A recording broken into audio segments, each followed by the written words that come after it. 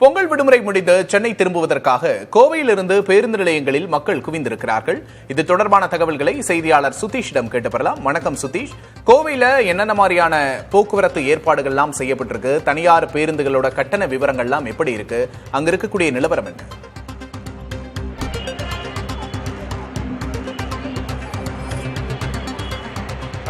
கோவையை பொறுத்த வரைக்கும் கோவையில் பணியாற்றக்கூடிய தொழிலாளர்கள் பல்வேறு மாவட்டங்களிலும் பல்வேறு வெளி மாநிலங்களிலும் இருந்து கோவைக்கு திரும்பக்கூடிய காட்சிகளையும் பார்க்க முடிகிறது. அதேபோல் கோவையிலிருந்து சென்னை, பெங்களூரு போன்ற பிற நகரங்களுக்கு பணியாளர்கள் செல்லக்கூடிய அந்த காட்சிகளையும் பேருந்து நிலையங்களில் பார்க்க முடிகிறது. நேற்று கடந்த 2-3 நாட்களாக இந்த பகுதி பேருந்து நிலைய பகுதியில் வெறிச்சோடி காணப்பட்ட நிலையில் இன்றைக்கு கூட்டமாக பயணிகள் பேருந்துகளை நோக்கி வருவ காட்சிகளை பார்க்க முடிகிறது. இவர்கள் வெளியூர்களுக்கு செல்வதற்காக அந்த பேருந்துகளை பிடிப்பதற்காக வந்து கொண்டிருக்கிறார்கள் பேருந்து நிலையங்களுக்கு. கோவையில் மட்டும் இந்த பொங்கல் பண்டிகையை ஒட்டி விடுமுறை நாட்களில் 5 லட்சம் பேர் தொழிலாளர்கள் கோவை மாநகர் மற்றும் புறநகர் பகுதிகளை விட்டு வெளியேறி அவர்களுடைய சொந்த ஊர்களுக்கு சென்றதாக கூறப்பட்டது. அவர்கள் இன்று கோவைக்கு திரும்பி வருகிறார்கள்.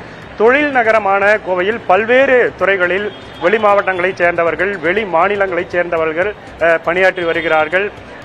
கோவை தொழில் நகரம் என்பது பொறியியல் துறை, நூற்பாலை, புறநகர் பகுதிகளில் நூற்பாலைகள் இருக்கிறது, காஸ்டிங், ஐடி பணியாளர்கள் இங்கு பல்வேறு மாவட்டங்களிலிருந்தும் வெளி பகுதிகளிலிருந்து பணியாற்றி வருகிறார்கள். கிட்டத்தட்ட 5 லட்சம் பேர் இந்த பொங்கல் பண்டிகைக்காக கடந்த 3 நாட்களில் வெளியேறி இருக்கிறார்கள். அவர்கள் மீண்டும் தற்போது கோவைக்கு திரும்பி வருகிறார்கள். இன்று இரவு வரைக்குமே பல்வேறு சென்னை போன்ற, பெங்களூர் போன்ற நகரங்களுக்கு செல்வதற்கான பயணிகள் பேருந்து நிலையங்களை நோக்கி வருவார்கள்.